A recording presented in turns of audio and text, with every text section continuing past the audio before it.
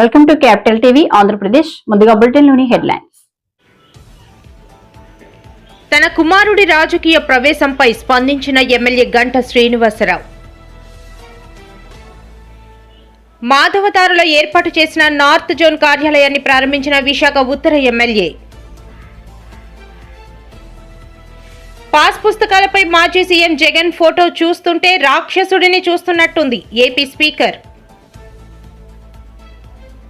Deputy CM Pawan Kalyan ఉన్న ఫ్లెక్సీలను గుర్తు తెలియని వ్యక్తులు దగ్ధం. సీసీ రోడ్ నిర్మాణంలో నాణ్యత ప్రమాణాలు పాటించాలని గిరిజనులు డిమాండ్. రైతులు భూ సమస్యలు పరిష్కరించేందుకు ప్రభుత్వం కృషి.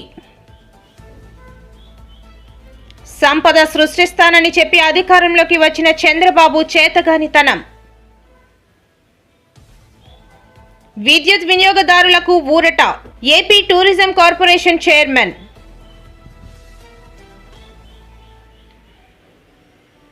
ఇటీవల హైదరాబాద్ లో జరిగిన రాజుగారి పెళ్లి రిసెప్షన్ వేడుకలో నవీన్ పోలిశెట్టి తన సంతోషాన్ని పంచుకున్నారు. ఉమ్మడి శ్రీకాకుళం జిల్లా రాజాం నియోజకవర్గంలో బంగారు ఆభరణాల దొంగతనం కేసు ఛేదించిన పోలీసులు. తన కుమారుడి రాజకీయ ప్రవేశంపై ఎమ్మెల్యే గంట శ్రీనివాసరావు స్పందించారు. తండ్రి రాజకీయాల్లో ఉంటే వారసులకు అవకాశాలు రావడం సహజమేనని అన్నారు. అయితే రాజకీయాల్లో ఎదగడం వ్యక్తిగత సామర్థ్యంపై ఆధారపడి ఉంటుందన్నారు. వచ్చే ఎన్నికల్లో ఎంపీగా పోటీ చేసే అంశంపై ఇప్పుడే చెప్పలేమని అన్నారు. ఇప్పుడు ఎవరైనా వారసులు అనేది వాళ్ళకి అదొక ఎంట్రీకి ఒక చిన్న యాక్సెస్, కానీ వాళ్ళు రాజకీయాల్లో ఉండాలా, వాళ్ళు సక్సెస్ అవ్వాలా, లేకపోతే ఎలా ఉంటారనేది అల్టిమేట్ గా వాళ్ళ యొక్క కెపాసిటీ బట్టి, వాళ్ళ యొక్క హార్డ్ వర్క్ బట్టి ఉంటుంది తప్ప రాజకీయాల్లో కేవలం వారసులతో సక్సెస్ అవ్వాలని లేదు. ఎందుకంటే వాళ్ళకి ఒక ఈజీ పలాని గంటా శ్రీనివాస్ గారు అబ్బాయి, లేకపోతే పలాని ఎక్స్ వాళ్ళ అబ్బాయి, పలాని ఎక్స్ వాళ్ళ అమ్మాయి అని ఒక ఎంట్రన్స్ కి ఒక ఈజీ యాక్సెస్ వస్తుంది. అంతేగాని అల్టిమేట్ గా వాళ్ళు ప్రూవ్ చేసుకోవాల్సింది వాళ్ళు ఓన్ గా వాళ్ళు ప్రూవ్ చేసుకోవాలి. వాళ్ళకి ఆ స్టామినా ఉండాలి, ఆ శక్తి ఉండాలి, ఆ హార్డ్ వర్క్ చేయాలి. అల్టిమేట్ గా డెస్టినీ కూడా కలిసి రావాలి. మళ్ళీ మీరు ఎంపీగా పోటీ చేస్తారని వార్త వస్తుంది, అటువంటిది కాదు. నిన్న ఏదైతే మనతో అందరం కలిసి ఒక ప్రెస్ మీట్ పెట్టినప్పుడు ఎవరో మీలాంటి ఒక విలేకరు అడిగారు, ఎందుకు మీరు ఎమ్మెల్యేగా ఏమైనా వస్తారా అని చెప్పి భరత్ని అడిగితే అది చెప్పానప్పుడు ఆయన ఎమ్మెల్యేగా రావటం నాకు కుదరదు, నేను అవసరమైతే రాజకీయాలు మానేస్తాను తప్ప ఎంపీకి చేయనని చెప్పాడు. ఆ విషయంలో ఒకవేళ ఏదైనా ఈక్వేషన్ ప్రకారం మళ్ళీ ఆయన ఎమ్మెల్యేగా రావాల్సి వస్తే అప్పుడు నేను ఎంపీకి వెళ్తాను సిద్ధంగా ఉన్నా అని చెప్పాం. అంతే తప్ప ఎవరు ఏమి కూడా అటువంటి మార్పులు ఆలోచనలు లేవు. మాకంతా ఒక పార్టీ ఉంది, దానికి ఒక నాయకుడు ఉన్నాడు, నాయకుడు డిసైడ్ చేస్తారు. ఆయన డిసైడ్ చేసిన దాని ప్రకారం అందరూ నడుచుకుంటారు. డెఫినెట్ గా రవితేజ కాదు, ఎవరైనా పార్టీలోకి వస్తామని ఇంట్రెస్ట్ చూపిస్తే మా వంతు దీనికి సపోర్ట్ గ్యారెంటీగా ఉంటుంది, ఎంకరేజ్ చేస్తాం. సార్ ఇంకోటి ప్రతిపక్షాలు విమర్శలు చేయాల్సుకున్నాయి ప్రజా సమస్యల కోసం అసెంబ్లీకి రావట్లేదు. జగన్ ఏమైనా మీరు సలహా ఇస్తారు నూతన సంవత్సరంలోని? కాదు, ఈ నూతన సంవత్సరం దేవుడి సన్నిధిలో ఉన్న రాజకీయాలు వదులుకున్నాం కదా, మళ్ళీ మాట్లాడదాం. అందరికీ నూతన సంవత్సర శుభాకాంక్షలు. విషయ happy and prosperous new year. 2025 ప్రత్యేకించి ఆంధ్రప్రదేశ్ రాష్ట్రంలో ఏదైతే గౌరవ ముఖ్యమంత్రి గారు కోరుకుంటా ఉన్నారో ఈ రాష్ట్రాన్ని స్వర్ణాంధ్రప్రదేశ్గా చేయాలి, ముఖ్యంగా పారిశ్రామికంగా అభివృద్ధి పనులు నడిపించాలని చెప్పని కళ్ళగంటూ దాని దగ్గర ప్రయత్నాలు చేయటం, పార్ట్నర్షిప్ సమ్మిట్ లాంటి ఒక ఇంపార్టెంట్ ఈవెంట్స్ వైజాగ్లో చేసుకోవటం. అంతేకాదు ఈరోజు ప్రపంచంలోనే ఒక ఐటీ దిగ్గజం కంపెనీగా ఉన్న గూగుల్ లాంటి కంపెనీ విశాఖపట్నం నగరానికి వాళ్ళ ఎస్టాబ్లిష్మెంట్ చేయడానికి అంగీకరించి అనౌన్స్ చేయటం, అది కూడా ఈ సంవత్సరం మార్చిలో ఫౌండేషన్ జరుగుతూ ఉంది. దాంతోపాటు ఏదైతే ఈ రాష్ట్ర ప్రజలందరూ కూడా సుఖ సంతోషాలతో సౌఖ్యంగా ఉండాలని, ప్రత్యేకించి రైతాంగం, యువత, మహిళలు అందరూ కూడా మంచి భవిష్యత్తు ఉండాలని మాధవధరలో ఏర్పాటు చేసిన నార్త్ జోన్ కార్యాలయాన్ని విశాఖ ఉత్తర MLA Vishnukumar Raju, GVMC commissioner, స్థానిక కార్పొరేటర్ వెంకటరమణ గురువారం ప్రారంభించారు. నగర ప్రజలకు మరింత సమర్థవంతంగా మెరుగైన సేవలు అందించాలనే లక్ష్యంతో నూతన నార్త్ జోన్ కార్యాలయాన్ని ఏర్పాటు చేశామన్నారు. అందరూ కూడా నూతన సంవత్సరం వేడుకలు చేసుకున్న తర్వాత 1వ తారీఖు నుంచి ఈ 1 జనవరి నుంచి జోనల్ కార్యాలయంలో ఓపెన్ చేయాలని చెప్పి పైనుంచి ఆదేశాలు వచ్చిన వలన నార్త్ అసెంబ్లీ కాన్స్టిట్యున్సీకి ఒక జోనల్ కమిషనర్ గారు ఉంటారు. సో అంతకుముందు ఏంటంటే ఈ జోనల్ కమిషనర్ గారు వేరే అసెంబ్లీ కాన్స్టిట్యున్సీ కూడా చూడవలసి వచ్చేది. ఇప్పుడు ఆ ఇన్కన్వీనియన్స్ లేకుండా ఒక జోనల్ కమిషనర్ గారు ఒక అసెంబ్లీ నియోజకవర్గానికి వారు పనులన్నీ చూస్తారు. అందుకు ఆ విధంగా ఈరోజు మాధవధార దగ్గర జోనల్ కార్యాలయం ఏర్పాటు చేయటం గురించి ఇనాగరేషన్ చేయడానికి ఇక్కడ తెలుగుదేశం పార్టీ నాయకులు, అట్లాగే లోకల్ కార్పొరేటర్ గారు, ఇంకా మిగిలిన లోకల్ కార్పొరేటర్స్ అందరూ కూడా జనసేన, భారతీయ జనతా పార్టీ నాయకులు, అట్లాగే అధికారులు అందరూ వచ్చారు. గౌరవనీయులైన కమిషనర్ గారు, జీవీఎంసీ కమిషనర్ గారు కేతన్ గర్గ్ గారు వారి చేతులపైన ఈ కార్యక్రమాన్ని నిర్వహించడం జరిగింది. చాలా కన్వీనియంట్గా ఉంటుంది ఇంకా ఫ్యూచర్లో. అట్లాగే కొత్తగా ఏర్పడే జోనల్ కార్యాలయం కూడా మార్చ్ ఎండింగ్ కానీ ఏప్రిల్ కానీ అవుతుంది. కానీ లోకల్ కార్పొరేటర్ గారు మార్చి 18వ తారీఖున లోపల చేస్తే బాగుంటుందని వారు సజెస్ట్ చేయడం జరిగింది. సో తప్పనిసరిగా 18 లోపల అది కార్యాలయాన్ని కంప్లీట్ చేసేటట్టు చేయమని చెప్పి ఇంజనీరింగ్ అధికారులకి తెలియజేస్తాము. డెఫినెట్గా వారు టెన్యూర్లో కూడా ఈ పని అయినట్టు ఉండాలి అనే ఉద్దేశంతో దానికి పూర్తిగా సహకరిస్తామని చెప్పి తెలియజేస్తాం. పాస్ పుస్తకాలపై మాజీ సీఎం జగన్ ఫోటో చూస్తుంటే రాక్షసుడిని చూసినట్టు ఉందని ఏపీ స్పీకర్ అయ్యన్న పాత్రుడు ఆగ్రహం వ్యక్తం చేశారు. నర్సీపట్నంలో జరిగిన పాస్ పుస్తకాల పంపిణీలో ఆయన మాట్లాడారు. రైతుల పట్ట పాస్ పుస్తకాలపై నాయకుల ఫోటోలు ఎందుకని అయ్యన్న ప్రశ్నించారు. వారు సక్రమంగా పాస్ పుస్తకాలు చేసి మీకు ఇవ్వాలన్నది మీ ప్రభుత్వం తాలూకు ఆలోచన. సింపుల్గా చెప్తే మీకు అర్థమయ్యేలా చెప్తున్నాను. నేను మీకు పాస్ పుస్తకం మీ చేతిలో ఉంటే ఒకవేళ ఎవరైనా ఉంటారు, దొంగలు ఉన్నారు, ఏదన్నాం ప్రతి చోట దొంగలు ఉన్నారు. బాబు గారితో మాట్లాడిన తర్వాత రెవెన్యూ మినిస్టర్ గారి అంతా కూర్చొని దీన్ని సర్వే చేసి, చాలా పెద్ద టైం ఇది, రాష్ట్రం మొత్తం మీద అన్ని గ్రామాల్లో కూడా సర్వే చేసి ఎవరికి ఇబ్బంది లేకుండా చెయ్యాలని చెప్పి ప్రభుత్వం ఆలోచన చేసింది. దాంట్లో భాగంగా ఇప్పటికి రాష్ట్రం మొత్తం అన్ని 175 నియోజకవర్గాలు కూడా ఈ సర్వే చేసాం. అలాగే మన నర్సీపట్నం నియోజకవర్గాలు కూడా కొన్ని గ్రామాలు అయ్యాయి సర్వే. ఆ గ్రామాలన్నిటికీ కూడా పాస్ పుస్తకాలు ఇవ్వాలని చెప్పి ఈవేళ ఇది స్టార్టింగ్ మాత్రమే. మీరు రోజు నర్సీపట్నం రావాల్సిన లేదు. అదే ఆర్డీఓ గారికి, కలెక్టర్ గారికి చెప్పాను నేను. ఈవేళ స్టార్టింగ్ కాబట్టి ఈవేళ రాష్ట్రం మొత్తం మీద అన్ని నియోజకవర్గాలు కూడా ఈవేళ కార్యక్రమం పెట్టాం. ఇది ఒక్కరోజే. ఇక్కడ రేపటి నుంచి మీరు ఇక్కడ నర్సీపట్నం రావాల్సిన లే. మీ మండలంలో మీ గ్రామం కూడా వెళ్తారు కదండి. మీ మండలంలో మీ గ్రామం వచ్చి పాస్ పుస్తకాలు ఇచ్చి ఏర్పాటు చేస్తున్నాం. ఇదే మండలానికి కూడా వెళ్ళాల్సి వస్తుంది.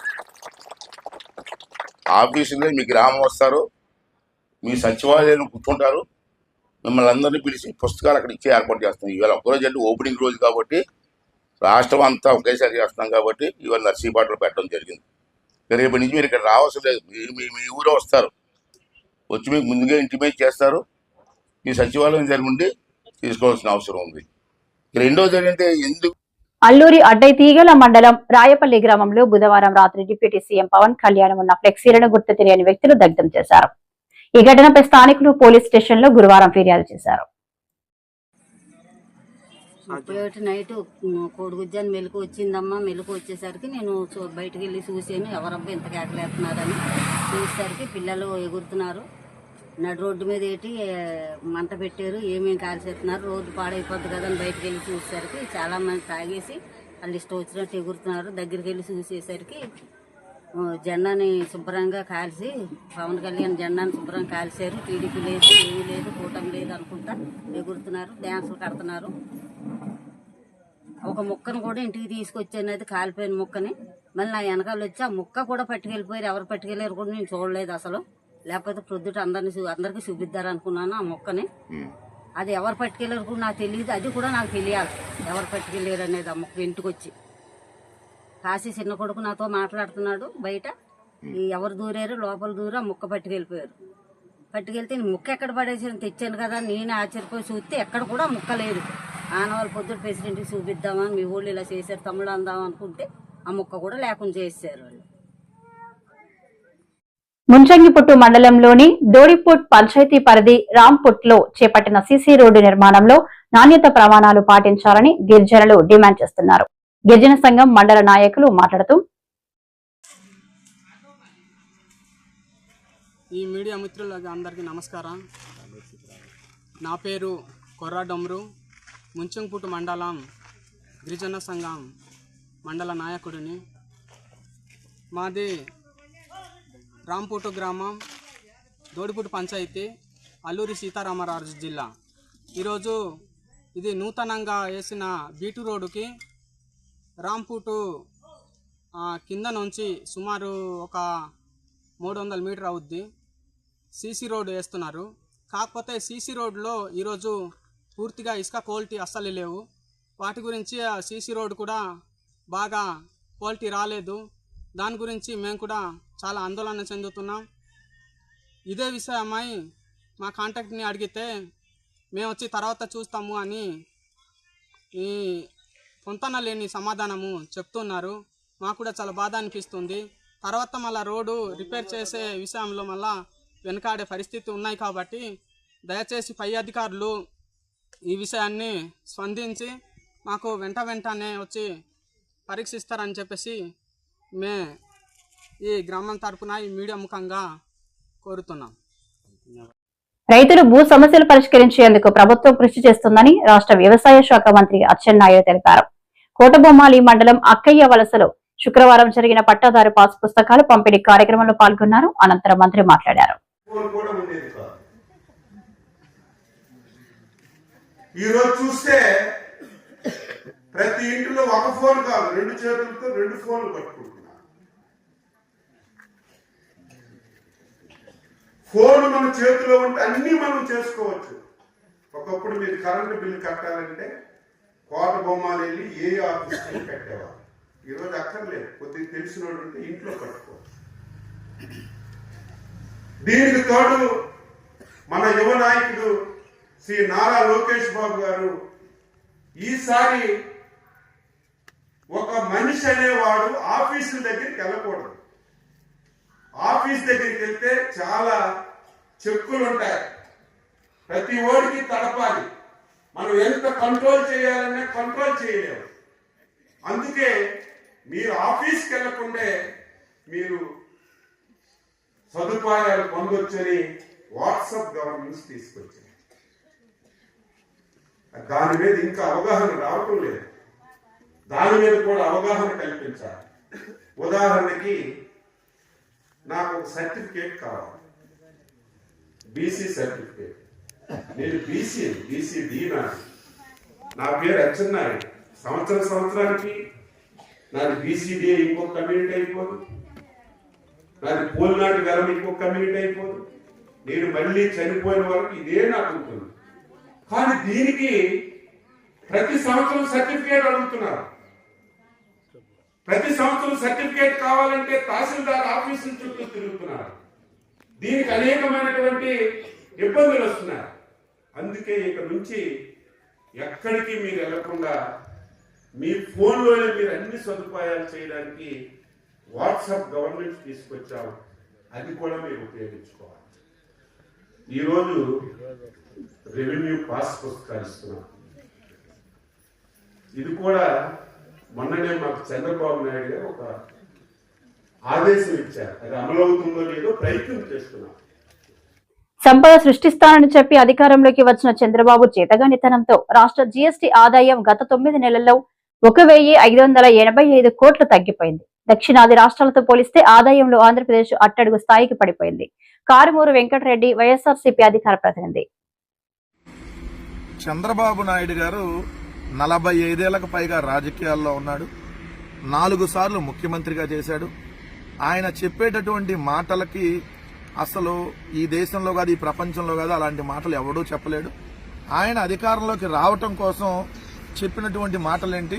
తమ్ముళ్ళు, నేను అధికారంలోకి వస్తే సంపద సృష్టించేస్తా, రాష్ట్ర ఆదాయాన్ని పెంచేస్తా, సంపద సృష్టించి సంక్షేమ పథకాలు అందిస్తా, నాకు 45 ఏళ్ల రాజకీయ అనుభవం ఉంది, నా అంత తోపుతురు ఇండియాలోనే లేడు, ప్రపంచంలో లేడు అని చెప్పి ఏదైతే చంద్రబాబు నాయుడు గారు ఏదైతే డబ్బాలు కొట్టి అధికారంలోకి వచ్చాడు, ఏమని సంపద సృష్టిస్తానని.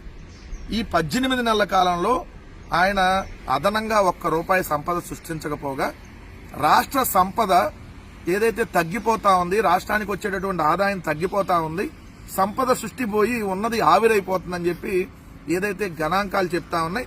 జీఎస్టీ గణాంకాల్లో వెల్లడైనటువంటి చేదు నిజం ఏంటంటే ఈ ఆర్థిక సంవత్సరం అంటే మొన్న 2025 ఏప్రిల్ నుంచి ఇప్పటి వరకు చూసుకుంటే 9 నెలల కాలంలో ఆదాయం 1785 కోట్లు తగ్గిపోయింది. జీఎస్టీ ఆదాయం అంటే రాష్ట్రానికి వచ్చేటటువంటి జీఎస్టీ వసూళ్లు 1785 కోట్లు తగ్గిపోయినాయి. ఏదైతే ఏప్రిల్ నుంచి డిసెంబర్తో ముగిసిన 9 నెలల కాలానికి జీఎస్టీ ఆదాయం అంతకుముందు ఏడాదితో పోలిస్తే 1785 కోట్లు పడిపోయింది. 2024-25 ఆర్థిక సంవత్సరంలో మొదటి 9 నెలల్లో 33,371 కోట్లున్న జీఎస్టీ ఆదాయం 5.34% తగ్గి 31,586 కోట్లకు పడిపోయింది. ఇదే సమయంలో దేశవ్యాప్తంగా జీఎస్టీ ఆదాయం 6.8% పెరిగితే రాష్ట్రంలో జీఎస్టీ ఆదాయం మాత్రం 5.34% తగ్గింది.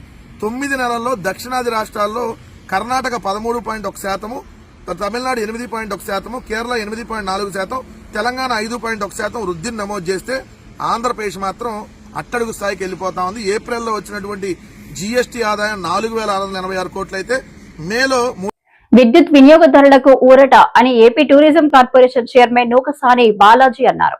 ఈ మేరకు ఆయన ఈ రోజు మీడియా సమావేశంలో మాట్లాడుతూ రాష్ట్ర విద్యుత్ నియంత్రణ మండలి ఏర్పాటు చేసిన తర్వాత 26 ఏళ్లలో మొదటిసారి విద్యుత్ ఛార్జీలలో ట్రూ డౌన్ చేసి కూటమి ప్రభుత్వం చరిత్ర సృష్టించిందని అన్నారు. దౌర్జన్యంగా దుర్మార్గంగా పాలన గడిపితే ఆ పాలనలో మగ్గినటువంటి రాష్ట్ర ప్రజలు తిరిగి ఆ దుర్మార్గమైనటువంటి రాక్షస పరిపాలన అంతమొందించి 5 సంవత్సరాల సుదీర్ఘ పోరాటం జరిపి ప్రజలు చంద్రబాబు నాయుడు గారి నాయకత్వంలో ప్రత్యేకించి ఎన్నికల నాటికి కూటమి ప్రభుత్వం పార్టీగా ఏర్పడి తెలుగుదేశం పార్టీ, జనసేన, బీజేపీ పార్టీలు ఒక కలిసికట్టుగా కూటమి పార్టీకి ఏర్పడి మొన్న జరిగినటువంటి 10 నెలల క్రితం జరిగిన ఎన్నికల్లో 165 సీట్లు ప్రజలు స్వచ్ఛందంగా ముందుకు వచ్చి కట్టబెట్టినటువంటి వైనం.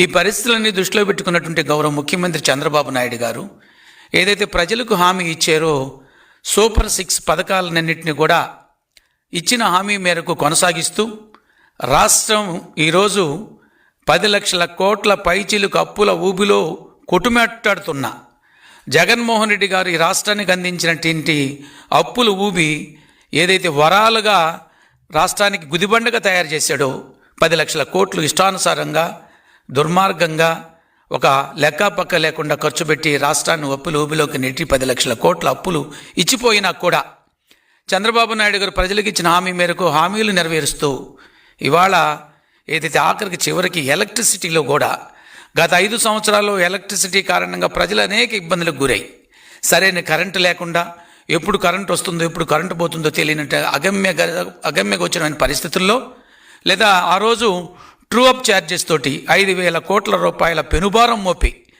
32,009 సార్లు విద్యుత్ ఛార్జీలు పెంచి 2019-24 మధ్య ఇటీవల హైదరాబాద్ లో జరిగిన రాజుగారి పెళ్లి రిసెప్షన్ వేడుకలో నవీన్ పోలిశెట్టి తన సంతోషాన్ని పంచుకున్నారు.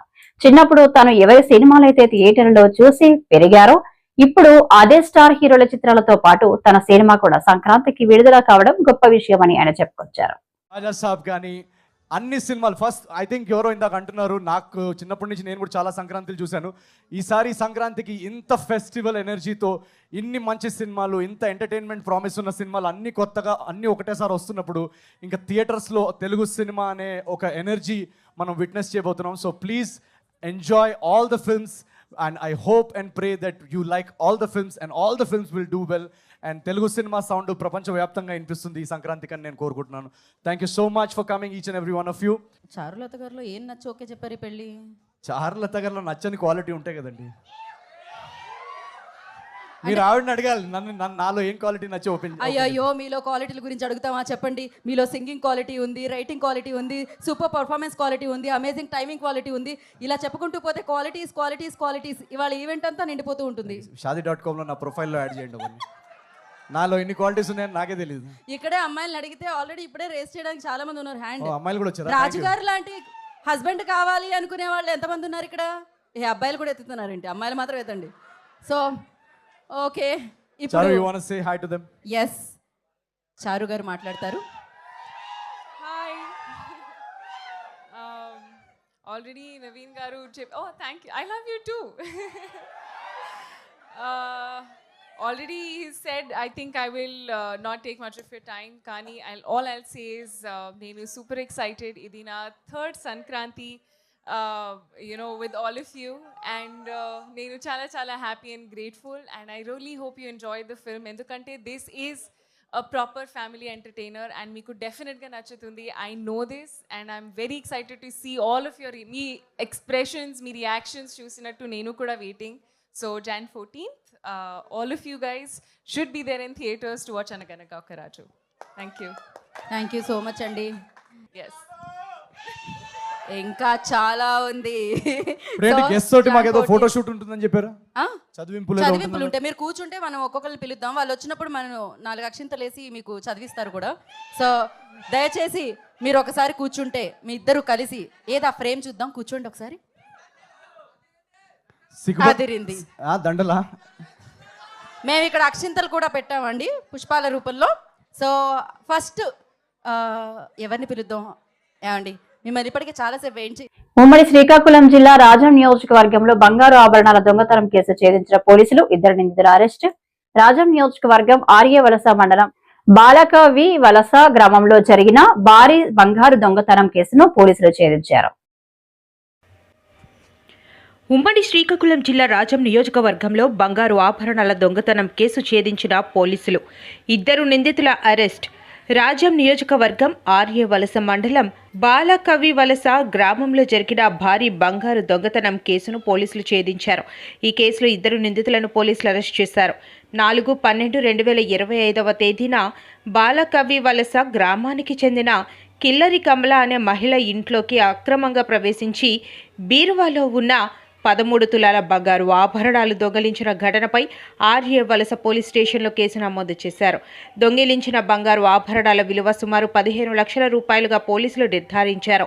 ఈ కేసు దర్యాప్తును Rajam rural circle inspector H Upendrarao గారు స్వయంగా పర్యవేక్షించారు. ప్రత్యేక బృందాలను హైదరాబాద్, గోవా, భువనేశ్వర్ ప్రాంతాలకు పంపించి గాలింపు చర్యలు చేపట్టారు. దర్యాప్తులో భాగంగా ఈరోజు ఉదయం బాలకవి వలస జంక్షన్ వద్ద 22 ఏళ్ల డోల గాయత్రి మరియు 21 ఏళ్ల దుడ్ల బాలాజీ అనే 2 నిందితులను పోలీసులు అరెస్ట్ చేశారు. నిందితుల వద్ద నుంచి 1 లక్ష రూపాయల నగదు, అరతులం బంగారు చెవిదిద్దులు, 2 సెల్ ఫోన్లను పోలీసులు స్వాధీనం చేసుకున్నారు. విచారణలో నిందితులు దొంగిలించిన బంగారు ఆభరణాలను శ్రీకాకుళం జిల్లా ఆముదాల వలస, బాపట్ల జిల్లా చీరాలలోని ప్రైవేట్ ఫైనాన్స్ సంస్థలో తాకట్టు పెట్టి డబ్బులు తీసుకున్నట్లు తెలిపారు. ఆ డబ్బులతో హైదరాబాద్, గోవా, భువనేశ్వర్లలో విలాస జీవితం గడిపినట్లు పోలీసులు వెల్లడించారు. గత డిసెంబర్ నెల 9వ తారీఖున మన రేగిడామదాల వలస మండలం బాలకే వలస గ్రామానికి చెందిన కిలారి కమల అనే ఒక మహిళ వాళ్ళ ఇంట్లోనూ ఉన్న 13 తులాల బంగారం సుమారు పోయినట్లు మాకు కంప్లైంట్ ఇవ్వడం జరిగింది. ఈ కంప్లైంట్ పైన మేము ఎఫ్ఐఆర్ రిజిస్టర్ చేసి దర్యాప్తు కొనసాగించడం జరిగింది. ఈ దర్యాప్తులో భాగంగా అదే గ్రామానికి చెందిన డోల గాయత్రి అనే ఒక మహిళ ఈ దొంగతనానికి పాల్పడినట్లు గుర్తించాము. అదేవిధంగా ఈమెని మ్యారేజ్ చేసుకున్నటువంటి వ్యక్తి దొడ్ల బాలాజీ అనే వ్యక్తి, వీళ్ళిద్దరూ కలిసి దొంగతనం చేసి గ్రామం నుంచి పరారైనట్లు మాకు అనుమానం కలిగింది.